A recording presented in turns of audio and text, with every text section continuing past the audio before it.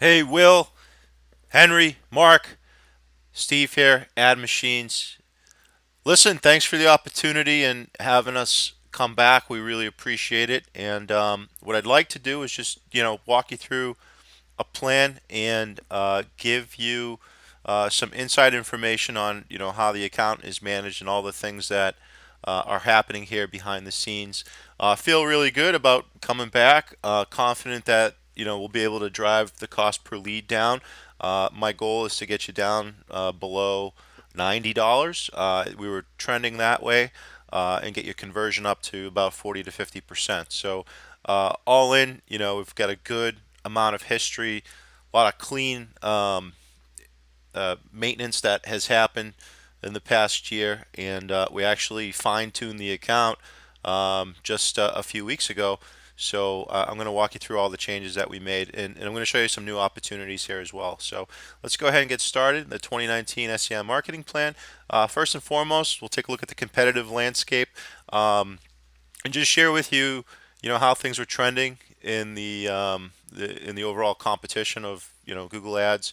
Um, so this is a report. It's a keyword report. It's called an impression share report. If you look all the way to the far right here, search impression share. And this was just during the time frame of us coming back earlier in the year. Our average was 83% search impressions. So that basically means that we captured about 83% of the search traffic across all search categories here. Obviously with the budget, we're going to be closer to 95 or above as we get fully ramped up in the system. So the budget is plenty to capture all of the search volume. And then we look at how that's broken down by competition, and we can, I can get this by every single campaign we manage, but if we look at the next closest competitor was Armandia in San Antonio. So they got about 30% of the impressions. So we were crushing it on the number of times the ad was displayed in the marketplace. So that's good. Plenty of budget. John Wayne was at 11%, Roto-Rooter 10%, and then you have these other guys that come in and come out. One of the interesting things that happens is later in the day, we're able to get much more search impression because a lot of competitors fall off after 1 or 2 o'clock because they run out of budget, and later in the month is a good time to capture a lot of impression share. So feel really good about that. That really helps us balance out the cost per lead as we are able to really take advantage of the timing and the competitors falling off. Next, we're going to talk about the negative triggers. These are all the bad searches that have come through. We have over $1 million of history in this account, and you can see we have an extensive list of negative keywords already put in place. So there's a lot of clean traffic that comes through, and I have a search terms report I'm going to share with you up ahead. So this is put in place. I actually went in a few weeks ago, looked at the AC campaigns, and I updated that for AC season this year, and I retooled and freshened up the AC campaigns, and have a number of new negative keywords there. So you can see we're blocking appliance brands, autos, boys' names. If somebody types in, Bob's Plumbing, the ad's not going to trigger. We have a list of 307 competitors that we're always adding there. So if somebody's looking for a specific competitor, we're not going to bleed a budget there. Drain and sewer negatives, faucet negatives, garbage disposal, gas line, heating, AC, leak detection, plumbing. We have over 2,600 negative plumbing keywords put in place. So this is really all done in an effort to prevent the bad quality traffic from coming through. We are looking at these terms every single day for you. So we practice what we call click accounting. So today we'd look at yesterday's performance, and if there's any bad traffic, we'd put them here, and that's all in a refinement strategy to really make the budget as efficient as possible. So we feel good about the list here. Account strategy. Uh, just kind of talk to you a little bit about how the account is managed. They're all plumbing is layered in. AC, believe it or not, is actually much simpler in terms of management. We have a repair campaign, a replacement campaign, and a maintenance campaign. And then what I like to do when you get into a heat wave is we take that repair campaign and we splice it off, and we put some timing controls in place so we can have really relevant ad messaging and really control the ads just in case you fill up to capacity on the HVAC side. The plumbing side is a little bit more complex. It's all layered in. We start off with obviously San Antonio plumbers, city plumbers. We have a demand section that we run. We have a kicker campaign. We turn that on when you need more volume. Um, Drain, sewer, everything's broken down to really small components. When I built this, this master shell, maybe 6, 7 years ago, I used a flat rate book to build it, and that has progressed over the years, and every year it gets better. In fact, we're using this account as our template for all new plumbing and HVAC accounts, just given all the history that we've put into it. So we feel good about the strategy, and we have all these different components in here. And what you see with the numbers, we have different bid rates for each category, and that helps us get a nice healthy cost per lead. So if we're in a competitive situation and the cost per click to get in first position for San Antonio plumbers is $60 to $70, I can get a garbage disposal lead for, $3, $4. So everything balances out. That's why we layer things in. It also gives us the ability to really put in and fine tune the messaging. Next, let me take a look. Here's what that structure looks like. The campaign controls inside of Google. So you can see how things are nice and clean and broken down to small components here. So next I want to talk to you about the location controls and everything that goes into um, making sure that you have adequate coverage throughout the entire service area. And from what I've seen, it looks like you pull in and pull out of San Antonio. And I could see why, because there's not a lot of reinforcements to protect the campaign. So we have everything broken down by every single city in town. Everything's highly managed at that level.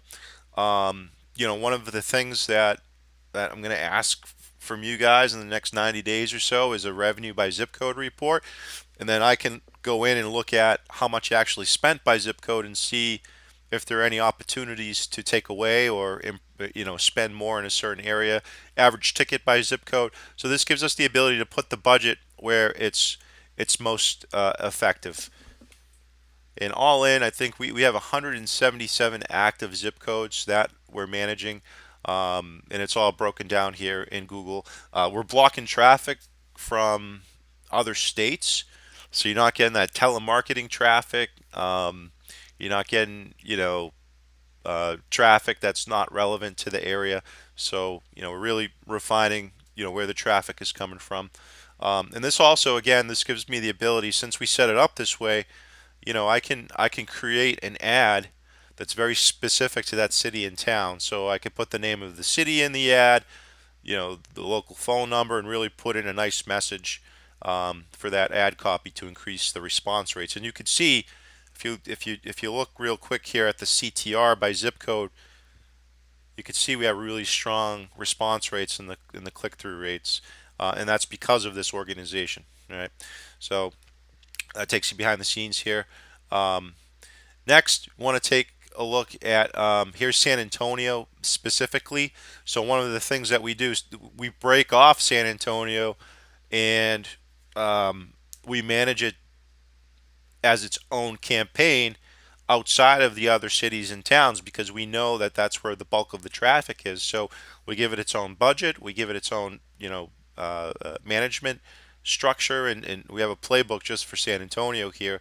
Um, because things move a lot faster in this specific campaigns. And we have we have that all dialed in by individual San Antonio zip codes, which again, looking at a revenue report or average ticket by revenue report, we can really go in there and say, okay, if we invested, $85 in 78263 for 3 clicks over the past, 90 days, what was the revenue result?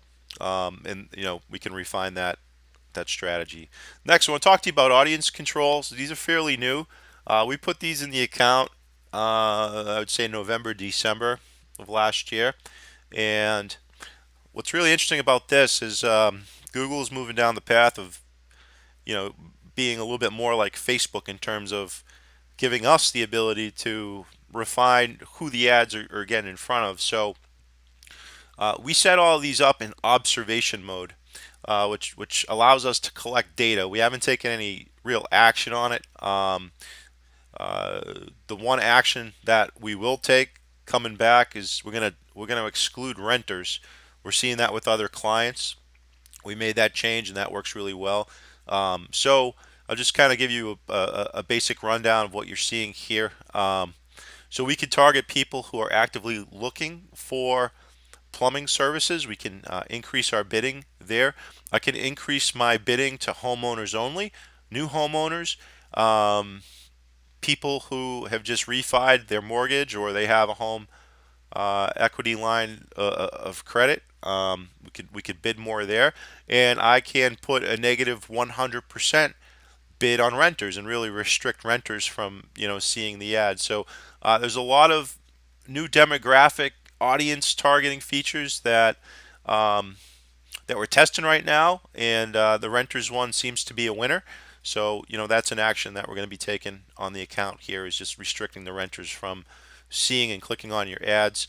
In addition, I'll just share with you, there's that's audience targeting. Up until this point, we've had demographic targeting early on in the account. If you look here, we restricted 18 to 24-year-old males from clicking on the ads. You could see we had 7 clicks for $233 early on in the relationship that did not result in a conversion or a lead.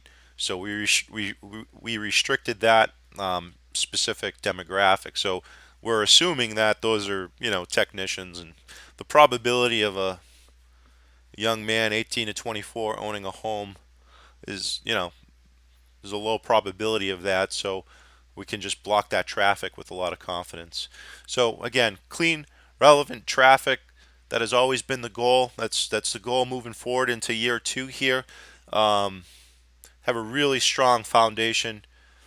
This year is going to outperform last year. If we look at the search terms report, just going back to February, and this is basically the report that Google gives you all of the information you need to really control the outcome. So these are all the terms that have passed through that you've actually invested in, and we're able to see how they performed.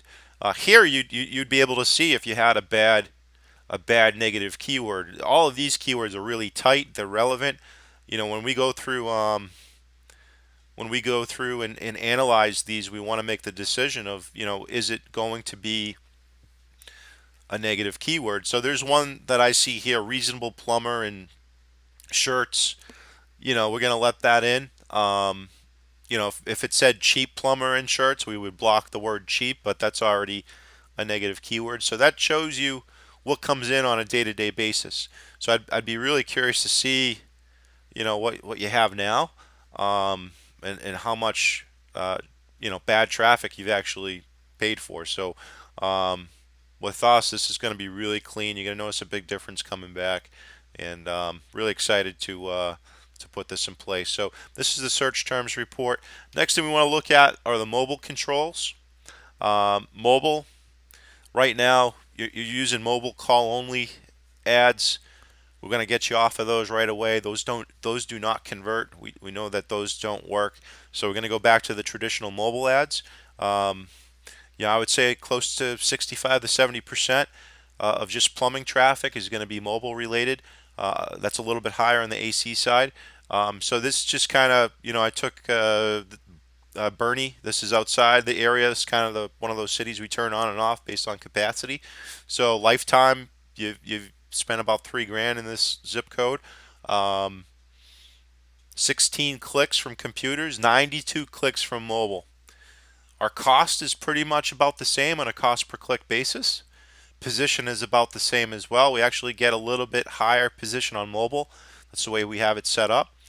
And you can see our response rates are about 300% higher compared to computers. So, we're making that decision on, budget allocation. Do we want to put more budget toward mobile? And the answer in this, account is yes, because mobile outperforms computers. And in this case, it's 3 to 1. So we're getting a really good lift here on mobile. And you could see the breakdown lifetime. There's some traffic on tablet, but really nothing here to mention. But mobile is certainly a strong strategy here. Landing pages are all designed for the mobile experience, and we're converting really well on mobile. Next one, talk about protecting the sales funnel. We have in place a remarketing campaign. It's working really well. It was working really well. It's going to work, much better going into the future. This is something that we certainly want to make sure that we have put in place on all properties. Especially where you have radio traffic, because remarketing is really going to help extend the life of the radio message. People, and I listen to the radio ads. You're driving people to the website, so we definitely want to trigger a remarketing campaign that coincides with the radio message, and that's just really a smart way to recapture people. And if you notice here, um, search campaigns and display campaigns, right around the first week of March, Google reorganized the look and feel of the system. So when Henry had me shut things off,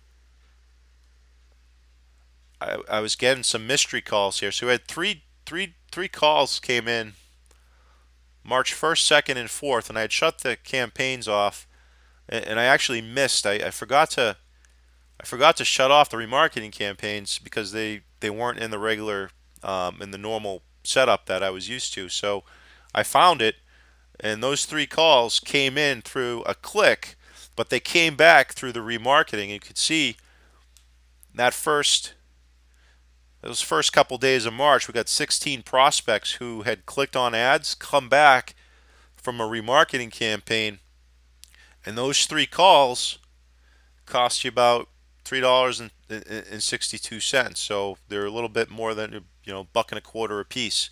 So that's the power of remarketing. It's that insurance program to really bring back the leads. It's also going to help really cut back the lead costs. So remarketing, we definitely want that in place, especially with the radio going on. Landing pages, we fine tune our landing pages. They've always performed well. We went through and actually cleaned up every single landing page that we had on your account. We cleaned up the text. We had a new set of eyes on it. These things are actually clocking a little bit faster than what they did in the past. So things are really fast on these. They're working really well. So we're excited about that. I'm not going to get into giving you a demo of the landing pages. We can do that in a little bit, but there's a landing page for every city and town that we're managing. And you can see here we've also fine-tuned the ads. You guys are up over 2,000 reviews. We put that in place. Getting a really good response rate on the $69 off ad. That thing really was crushing it. We were getting a good response. So here we got 15%, 16%. So those are really strong high numbers. That combined with speed and urgency, we were getting a good rate, and we were split testing every campaign, every ad group that we were running was split tested with about three different ads here. So So here's your strongest, one of the strongest ads, $69 off any plumbing repairs. Local city plumber, we work in the city name, call now for same day service. We're local, family owned, we're trusted. We'll treat you right. Calls Wills today, licensed, fully insured.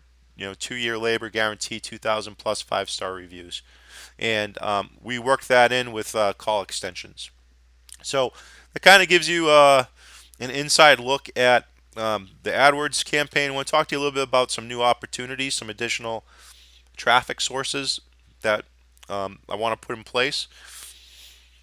The first one is Gmail ads. We had set this up for you right before you moved over to the new guys. We're getting about $14 leads off of this. What's cool about Gmail ads is I can put in keywords like AC repair, AC replacement, and your ad will appear.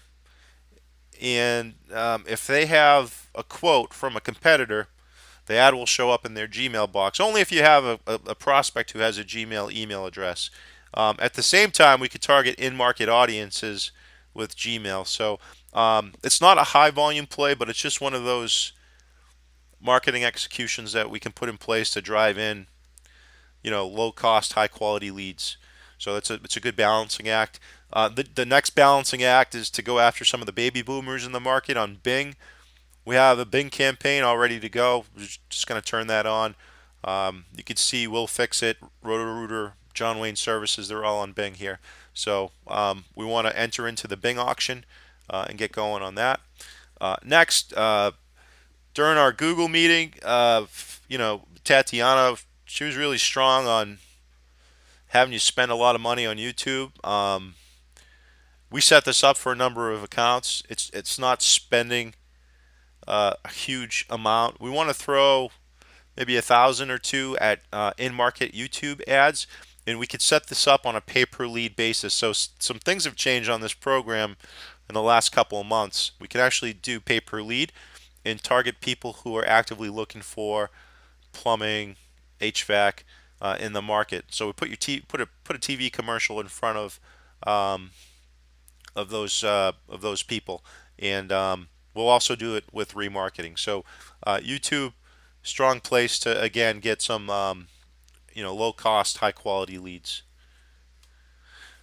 And then we want to take a focus on jobs, and I want to talk to you a little bit about what we can be doing, taking a three-phased approach on all the jobs that you're doing, especially if you want to target a local area. So here's an example area just outside of San Antonio. So let's say you did a job here on Forest Mount Street.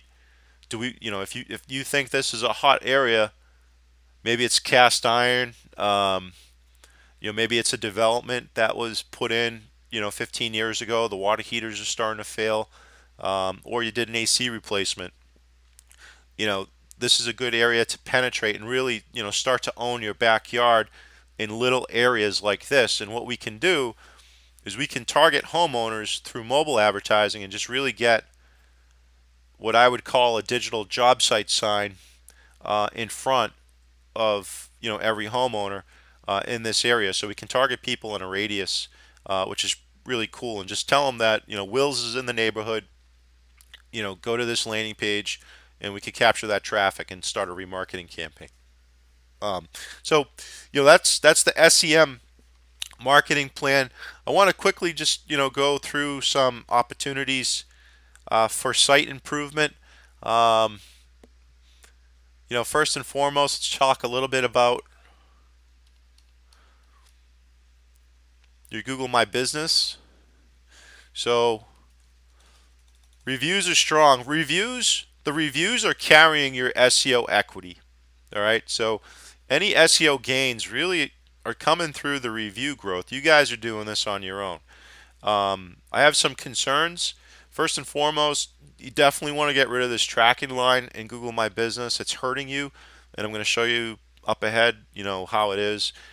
This is a huge drawback. You want to get this changed right away. So here, this is something new that we've run into. We had to go in and change all of our clients' Google My Business profiles.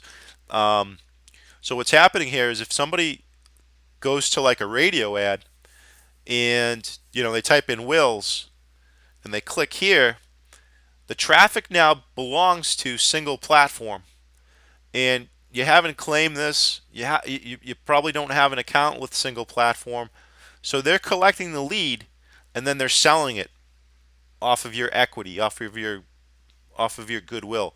So this has to get out of here. It's a real simple thing to do. You just have to call the company, and we get it dropped. So you probably have some bleeding that's happening here. I don't know how long it's been like this, but it certainly wasn't like this with us. Also, uh, posts and offers. You want to get that on Google My Business. So let's talk about the your name, address, and phone number and how it appears across the web. So it's important that the company name, address, and phone number is consistent all across these entities. And I don't know what happened here, but it definitely needs to be corrected because that's going to really help your SEO, your local SEO. So there's a lot of errors. This can all be done manually, but I think it's just better off to pay the man and get an account with Yext, and this can be fixed in a couple days instead of a couple months. So, and what's going to happen is Yext is basically an aggregator, and they work with the top three aggregators. Um, so all this information goes in clean, everything's consistent, and these are citations. So the citations are what works with Google My Business and really powers the local SEO. So we definitely want to fix this. There's a huge drawback of having a tracking line in there. We want to put the main line. I know you want to track, you know, some of the internet traffic, but this is one of those areas where um, it's better to just have the main line as your point of contact because it's going to help you from an SEO perspective. Um, so we got to get this fixed up for you. Next thing is the page speed insights. The site isn't clocking the way it should. You got a score of 5 out of 100 right through Google page speed insights. Just huge technical errors with the site. It's going to prohibit not only the user experience and getting conversions on phone calls, but also um, just generating leads from all devices. So we want to get this back to a point at 100. I have the site that we had already put in place that was working fine, and it was optimized for local search. So all of this can be cleaned up in 7 days, 10 days. So we can definitely take care of this for you. So that's those are the big three things. I'm not going to go into each and every page here. I just think you have a bad just a bad coded site that needs to be repaired. So three things: Google My Business. You got to take care of that link. All the local listings need to be cleaned up, and then the speed and performance of the website on the organic side. And those are the three core things, and there are a lot of little things here that we can talk about. But all right, guys, that's all I have. Really appreciate the opportunity. Looking forward to coming back, getting going here, and we'll talk soon. Thank you.